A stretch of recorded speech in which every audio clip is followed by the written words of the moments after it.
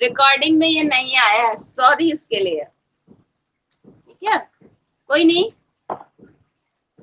गोगैट और इसका ये मैंने बता ही दिया, जीएस और गोगैट, इसको कॉपी पर पेस्ट कर लीजिएगा। अब आगे बढ़े। बहुत धीमे आवाज आई, सुनाई नहीं दिया मुझे। ठीक है, एक एक पॉइंट करके लिख लीजिए। हाँ, एक पॉइंट करके लिख लीजिए कि ये जो अमाइड्स होते हैं ना, ये भी डिपेंड करता है कि किस तरह के प्लांट्स हैं उनमें। उस पर डिपेंड करता है कि उनका एक्सपोर्टेशन कौन सी वाली स्टेज पर होगा। ठीक है, तो उसके लिए लिख लीजिए, इन केस ऑफ, 2 पॉइंट्स ही खाली लिखने हैं। In case of legumes of temperate region, temperate region, for example P,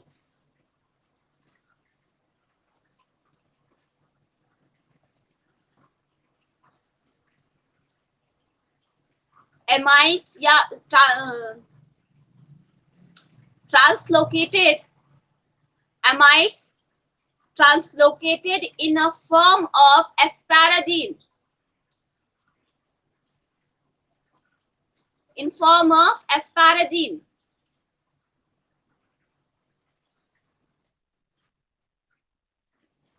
Amides transported in a form of asparagine.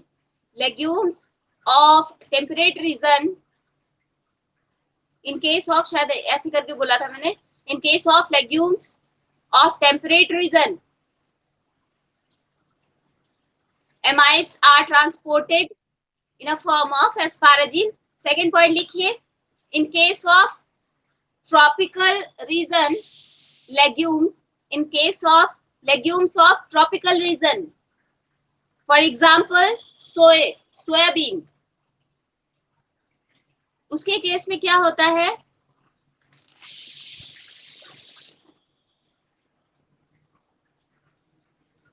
amides are transported in a form of derivatives of urea, derivatives of urea, इसी को जो urea की ही derivatives है उनको यूरिएट्स कहते हैं, या फिर जिसमें स्पेशली है यूरिएट्स। और उसका एग्जांपल लिख लीजिए, स्पेशली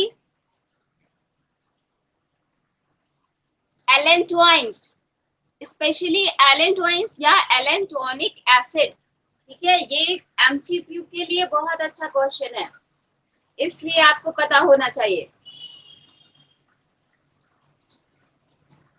स्क्रीनशॉट ले लीजिएगा, इसलिए क्योंकि ये वाला जो समझा रही थी वो वाला रिकॉर्डिंग में नहीं आया, मुझे याद नहीं रहा, मैंने रिकॉर्डिंग ऑन नहीं करी थी।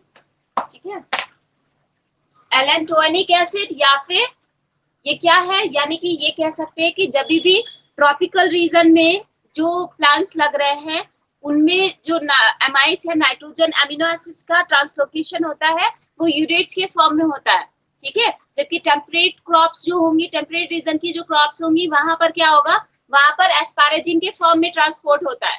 ठीक है, ये एक पॉइंट था जिससे एमसीक्यू बन सकता है। ठीक है, अब अगर ये चीज समझ में आ गई है तो हेडिंग लगाइएगा। एक बार जरा स्ट्रक्चर देख लेते हैं किसका, पहले हम नाइट्रेट रिडक्टेज का स्ट्रक्चर देखते हैं।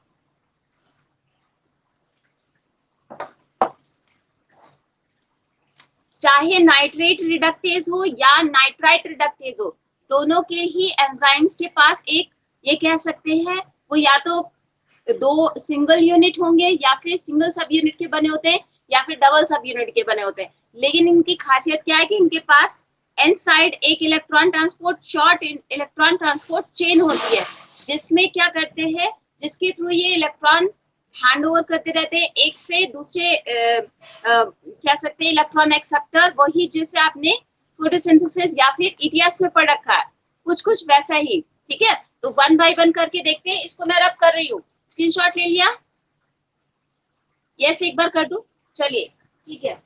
पहले हेडिंग लगाइए नाइट्रेट रिडक्टेज और इसमें लिखिए नाइट्रेट रिडक्टेज कहाँ होता है? साइकिल देख के बताओ कहाँ होगा? नाइट्रेट रिडक्टेज, एनआर की बात हो रही है। Cytosol, it is present in cytosol.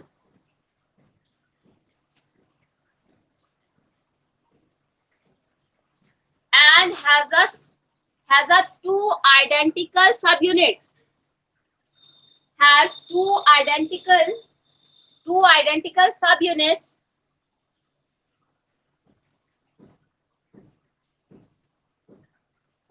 Each subunit contain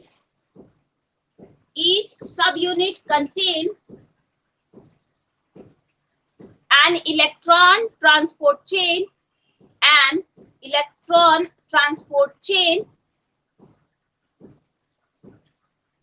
in which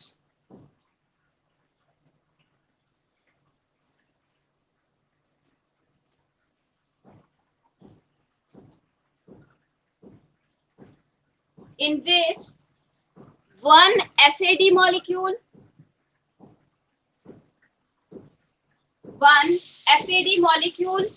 मैंने ऊपर भी रख कर दिया, ये NR है। One FAD molecule, one cytochrome B,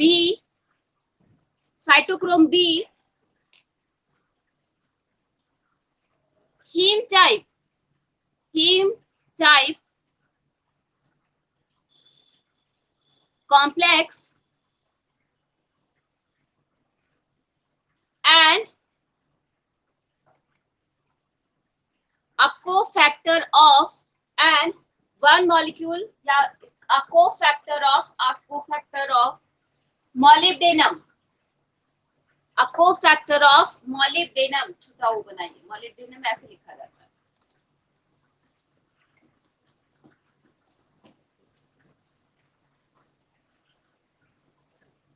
अब इसी को बना भी लो, थोड़ा सा कम सुंदर सा बना है, लेकिन इसी की दो आइडेंटिकल सब यूनिट्स होती हैं, ठीक है।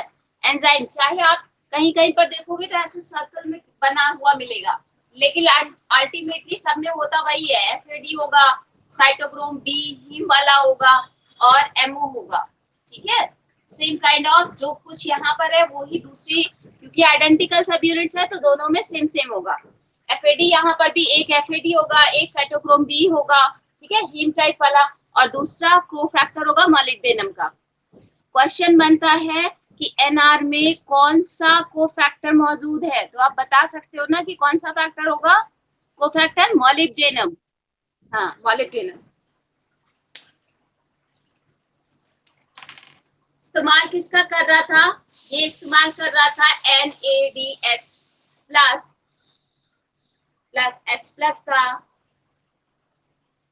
इस्तेमाल करके बना क्या रहा था? NAD प्लस, ठीक। और इलेक्ट्रॉन किसको हैंड ओवर कर देता है? FAD को।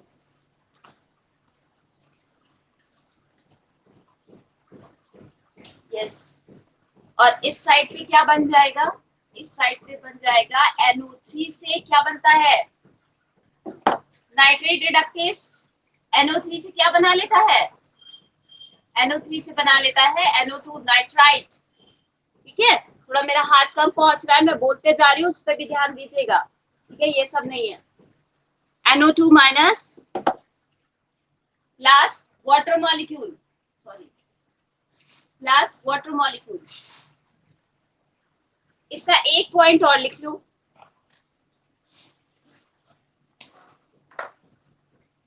Nitrate reductase uses most of the time किसका इस्तेमाल करता है? NADH plus H plus as a reductant,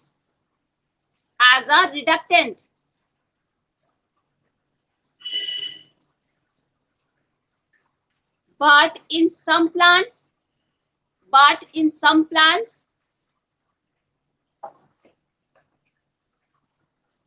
NR uses या nitrate reductase uses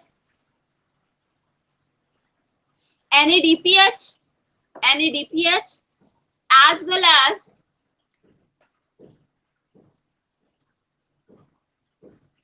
NADH as well as NADH.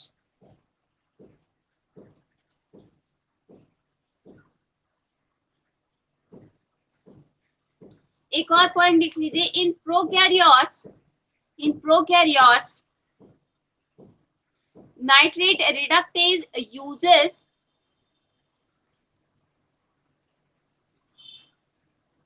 ferredoxin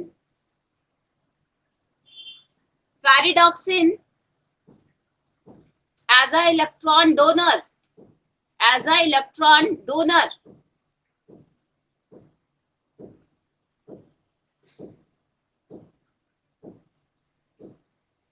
next heading लगाइए, मैंने सिंपलेस्ट फॉर्म में, ताकि आपको केवल वही पूरी कहानी ऐसा पैराग्राफ नहीं लिख पाया है। वजह ये है ताकि आप एक सरसरी नजर से देखो और आपको याद हो जाए, ठीक है, या रिवीजन करते वक्त आपको ज्यादा दिमाग नहीं लगाना पड़े, ठीक है। तो इसे बना लीजिएगा, और अगर बना चुके हो तो मैं इसे रब करूं और नेक्स्ट हेडिंग लगाइए। आप कौन सा वाला दूसरा एंजाइम बचा, NIR, ठीक है, या नाइट्राइट रिडक्टेज।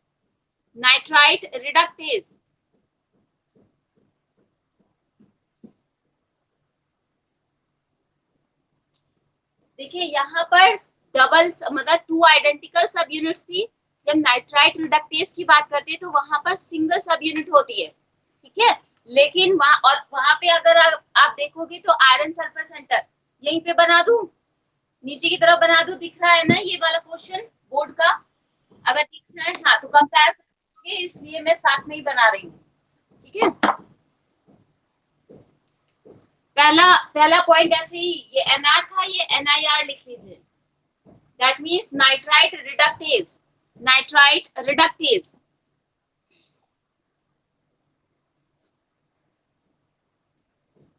ये कहाँ होगा, इट इज प्रेजेंट इन, हाँ, साइटोसॉल में कहाँ होगा, जरा अपना वो देख के, साइटोसॉल किसने बोला, मार खाओगे, अपनी कॉपी पलट के देखो। हाँ, क्लोरोप्लास्ट या फिर प्लास्टिड में, तो लिख लीजिए। अब क्लोरोप्लास्ट में इट इज फाउंड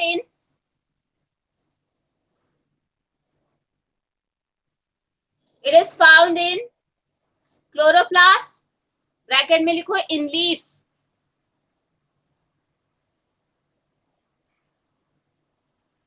कॉमा करके, and plastid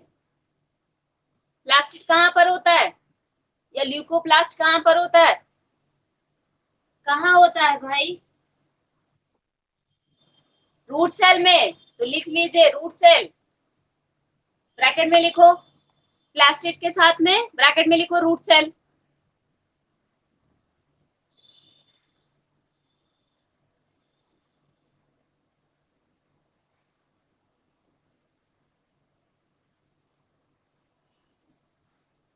in leaves and in root cell बता दिया, लोकेशन बता दी। इट हैज अ, या nitrite reductase is a, nitrite reductase is a single has a single subunit,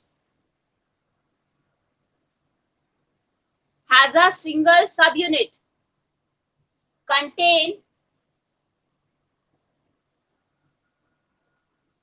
क्या क्या होता है इसके पास, contain 4 iron sulfur center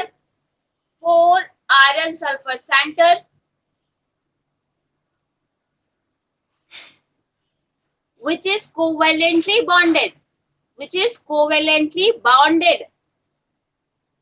ठीक है, एंजाइम में ही कोवेलेंटली बाउंड होते हैं, कौन, iron sulphur centres.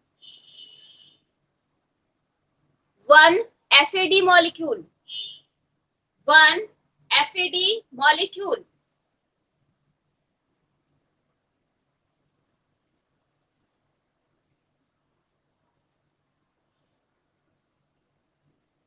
and 1 cyroheme group, R लिखा है भाई, RO, cyroheme group।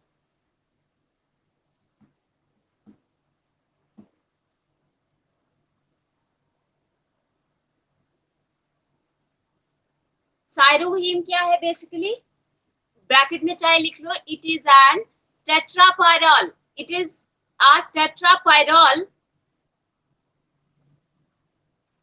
compound with one iron molecule in the center, one iron molecule। किसकी बात हो रही है, साइरोहीम की बात हो रही है, ठीक है। इस्तेमाल किसका करता है, फेरिडॉक्सिन का इस्तेमाल करता है, ठीक है। लिस्ट में याद करिएगा, यूजुअली ये फेरिडॉक्सिन का ही इस्तेमाल करता है। इसी वजह से फोटोसिंथेसिस जब हो जाती है तो नाइट्रोजन एसिमिलेशन की रेट बढ़ जाएगी, मतलब सनलाइट की प्रेजेंस में। तो लिख लीजिए इस पॉइंट को, इट यूजेस या nitrite reductase uses ferredoxin as a reductant, और बनेगा क्या, NO2 से क्या बनता है, 8H, हाँ अमोनियम, अमोनियम बनता है बेसिकली, ठीक है। तो लिख लीजिए NH4 प्लस और वाटर मॉलिक्यूल।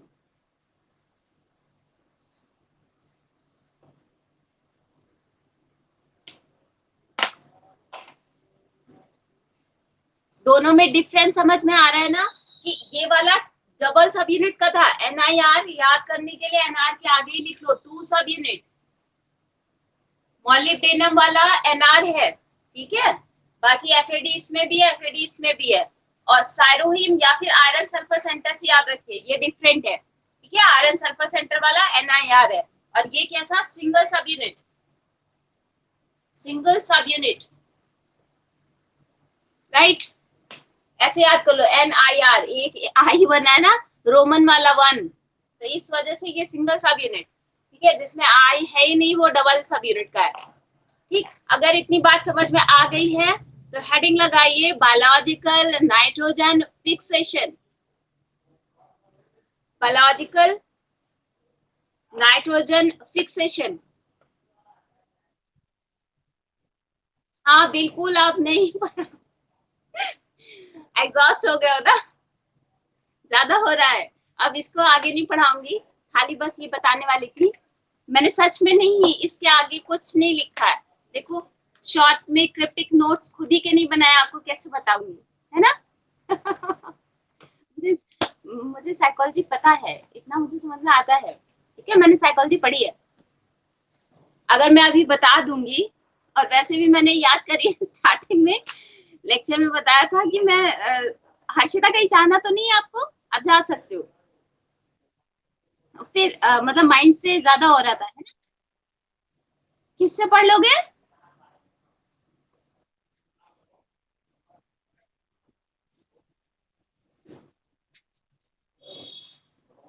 कीर्ति नहीं समझ पाए, ठीक है। बुक्स में तो ये वाला भी था सारा, पढ़ ही लिया होता फिर, है।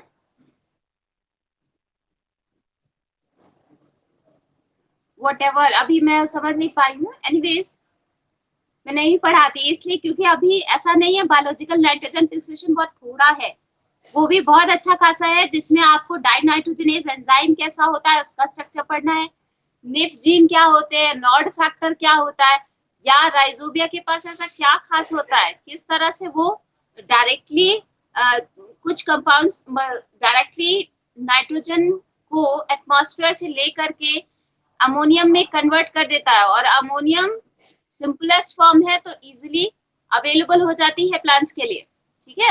अब चलिए फिलहाल आज के लिए इतना ही, नेक्स्ट लेक्चर कल छुट्टी का सभी को मालूम है, कल ऑफ रहेंगी क्लासेस, है ना।